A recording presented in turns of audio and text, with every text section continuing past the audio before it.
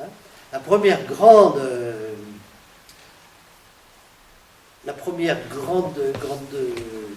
révolution culturelle du judaïsme, ça a été sous un roi de l'Ancien Testament, hein, qui a mené une véritable politique d'alphabétisation de son peuple. Donc il faut pas, attention, hein, ce sont des gens qui... Hein, et si les rabbins ont pu faire rassembler le peuple autour de la Torah, autour de l'Écriture, c'est parce qu'il y avait vraiment un support des gens. Il faut bien qu'on prenne conscience de ça. On n'est pas dans l'oralité. Alors, dans la communauté chrétienne, oui. Hein, dans la communauté chrétienne, je pense que... Mais saint Paul, il écrivait. Hein, il écrivait, mais il n'écrivait pas pour nous. Hein, il écrivait à ses communautés pour ses communautés. Hein.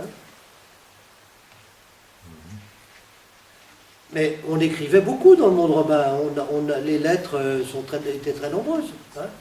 La poste fonctionnait très bien. Hein. Ce qu'il y a, c'est que dans la communauté chrétienne, on a pensé que Jésus allait revenir très vite. Hein. Et c'est pour ça qu'il a fallu attendre la deuxième génération, 70, pour avoir vraiment une écriture organisée. Parce que l'écriture organisée, c'est Saint Paul, et puis c'est le premier évangile. Hein. Mais autrement, il y avait certainement des écrits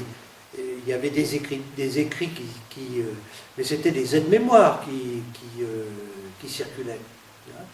Il y a longtemps que les exégètes avaient cette hypothèse, mais ça a été confirmé d'une certaine manière par des découvertes relativement récentes, l'évangile de Thomas en particulier.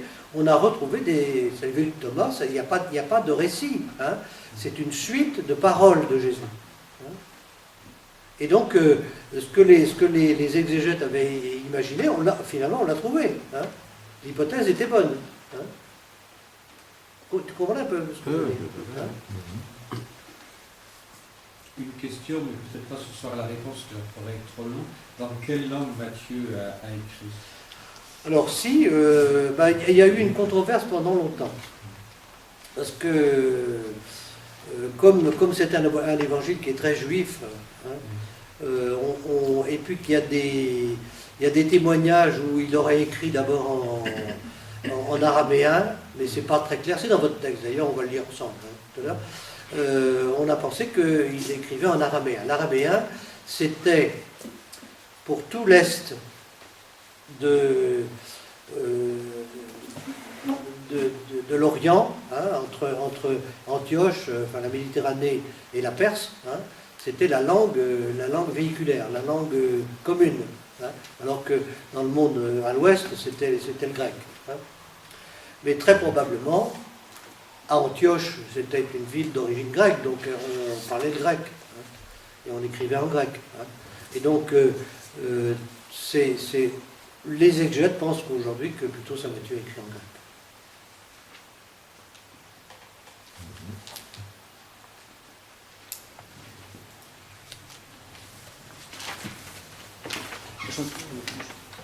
On parle toujours de Saint Matthieu, oui.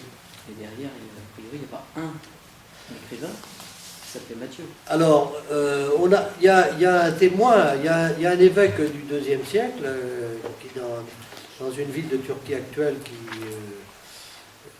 ça s'appelait Hierapolis, qui a dit qui a parlé de Saint Matthieu, de l'apôtre, comme étant l'auteur. Hein.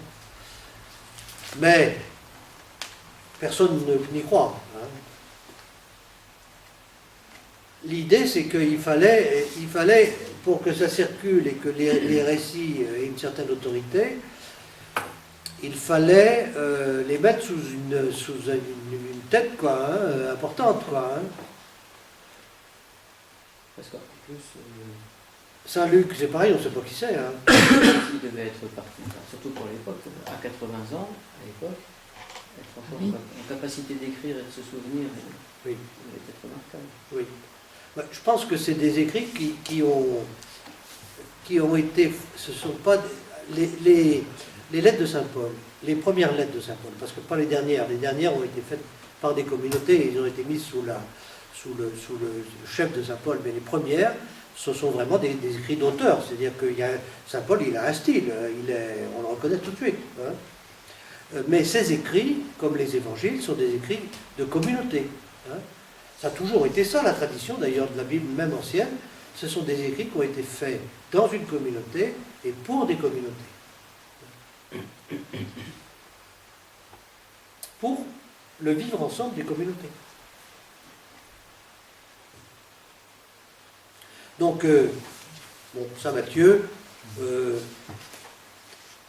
on arrive à situer la communauté à peu près dans laquelle ça s'est passé, c'est-à-dire une communauté certainement où l'enracinement juif est très grand, et en même temps une communauté qui est obligée de se différencier des communautés juives qui sont en train de se reconstituer, ça oui, hein. Et puis il y a d'autres caractéristiques. Hein. Une communauté qui veut s'organiser. Hein. Quand on lit l'évangile de Saint Jean, on a l'impression qu'il n'y a pas d'organisation, il n'y a pas de chef. Hein. Tout est charismatique. Mais là, quand on lit Saint Matthieu, on voit bien que la communauté doit être organisée. Donc voilà. Hein. Et donc cette communauté, ne serait-ce que pour sa propre identité, elle doit s'organiser, elle ne doit pas faire n'importe quoi, elle doit. Hein, il est question des chefs, quelquefois, qui sont trop autoritaires. Hein. Ça nous rappelle des choses. Hein. Bon, donc ça c'est intéressant d'aller dans les détails de ça, parce que c'est vraiment. Pour Saint Matthieu, la communauté et Jésus, c'est la même chose. La communauté, l'Église est la présence de Jésus. Et par conséquent, si c'est la présence de Jésus, les communautés chrétiennes ne doivent pas s'attendre à avoir une autre destinée que celle de Jésus.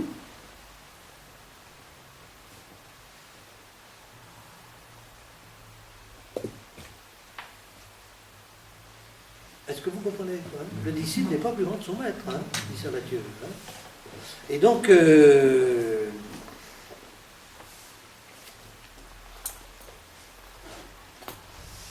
ces enfants qui sont massacrés à Bethléem, hein, on sait que le roi Hérode était quelqu'un d'épouvantable, hein, qu'il a massacré sa propre famille, enfin bon, etc. Mais on n'a pas de trace dans l'histoire. On n'a pas de trace dans l'histoire que cet événement ait vraiment eu lieu dans la vie d'Hérode. C'est vraisemblable parce que ça correspond. Enfin, je veux dire, c'est pas invraisemblable parce que ça correspond à ce qu'on sait par ailleurs. Hein. Mais la question qu'on peut se poser, c'est est-ce que dans l'esprit de Matthieu, qui sont ces enfants de Bethléem, innocents, qui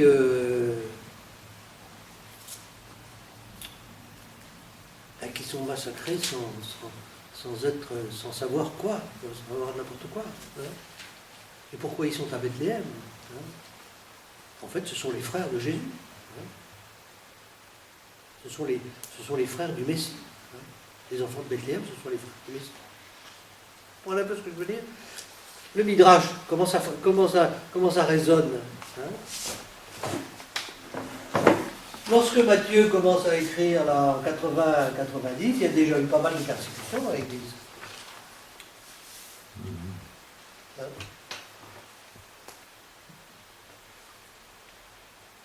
Et si Saint Matthieu écrit une espèce de préface là, hein, il fait la préface non seulement pour la vie de Jésus, mais pour la communauté. Et pour la communauté, eh bien, il va avoir une idée forte, c'est que Jésus est venu pour les nations, les mages, pour les nations. Parce que dans la communauté, effectivement, les païens sont de plus en plus nombreux. Mais il faut que ces communautés elles sachent qu'elles doivent partager la destinée de Jésus. Elles ne doivent pas s'étonner. Vous comprenez ce que je veux dire? Non.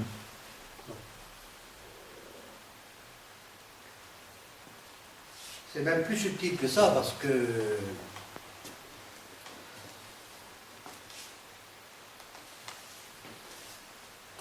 probablement il y a une espèce de superposition du destin du judaïsme et du destin de Jésus.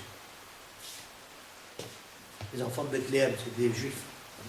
Mais en même temps, à un autre niveau, c'est les frères de Jésus qui sont les païens. Vous comprenez? C'est difficile pour nous, parce que nous ne raisonnons pas du tout comme ça. Mais ces gens, ils méditent en accumulant les images. Et ces images, ce ne sont pas n'importe quelles images, ce sont des images très fortes. Par exemple, il va être question de l'Égypte, là. Jésus s'en va en Égypte. Qu'est-ce que c'est que l'Égypte dans la Bible? C'est pas seulement un pays autour du Nil. C'est toute une histoire.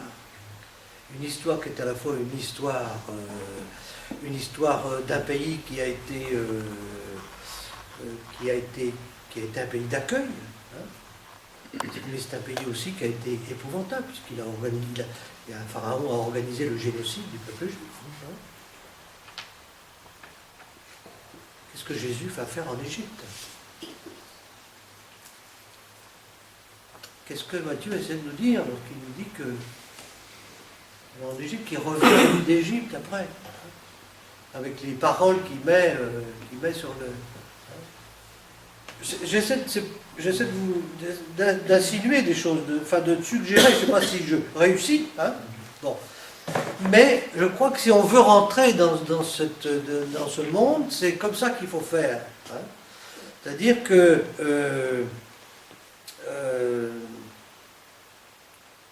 ce sont des figures, c'est des figures, ce qu'on appelle des figures. L'agneau, c'est une figure. L'Égypte, c'est une figure. Vous comprenez un peu?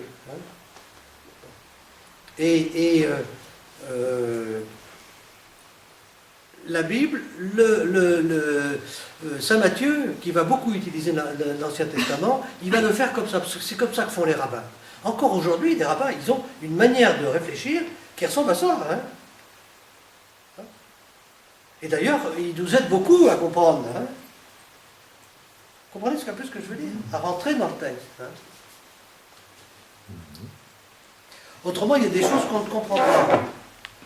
Comment est-ce que Hérode, qui était à Jérusalem, il a laissé les mages s'en aller? Jérusalem était à 7 km de Bethléem. Il aurait mieux fait d'envoyer tout de suite des... c'est incompréhensible. Donc c'est pas le bon niveau pour comprendre les choses. Vous comprenez?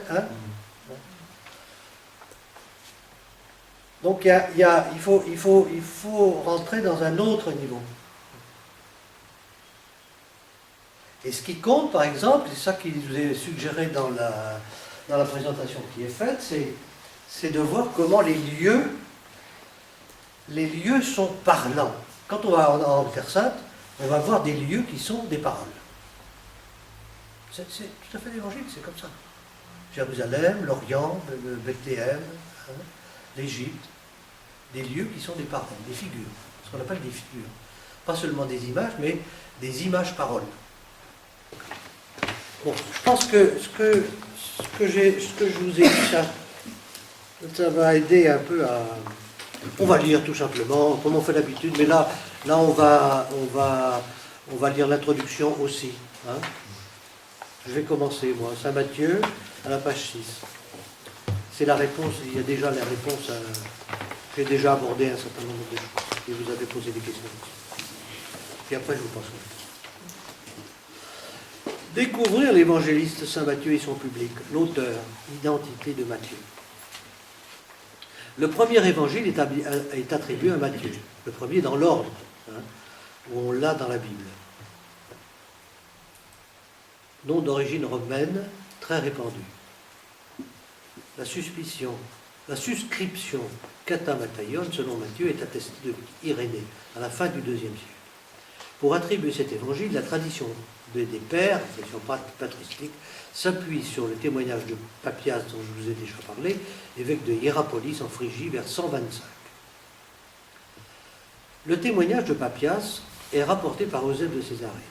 Matthieu, dit-il, réunit en ordre les sentences du Seigneur en langue hébraïque, mais chacun les interpréta comme il put. Selon Eusèbe de Césarée, Matthieu serait le douanier de Capharnaüm, nommé Lévi, qui aurait compilé ses souvenirs en araméen. On peut en douter car il n'y a pas de trace d'un texte araméen antérieur. Aujourd'hui, cette identification de Matthieu au percepteur d'impôts, appelé Lévi, n'est plus retenue. La grande majorité des spécialistes bibliques pensent que l'auteur est un juif, très probablement un scribe de la fin du 1er siècle, connaissant bien les écritures juives. En effet, Matthieu est l'évangéliste qui cite le plus souvent l'Ancien Testament et insiste sur l'accomplissement des écritures juives. Très souvent, vous avez dans l'Évangile qu'il va nous dire « Ainsi s'accomplit la parole du prophète ». On reconnaît aujourd'hui plus volontiers son portrait dans celui du scribe instruit du royaume des cieux et qui tire de son trésor du neuf et du vieux. Effectivement, c'est dans Saint Matthieu. Et donc, il parle à un certain moment du scribe instruit du royaume des cieux et qui tire de son trésor du neuf et du vieux. Où et quand et pour qui Matthieu a-t-il écrit? Je vous passe la parole.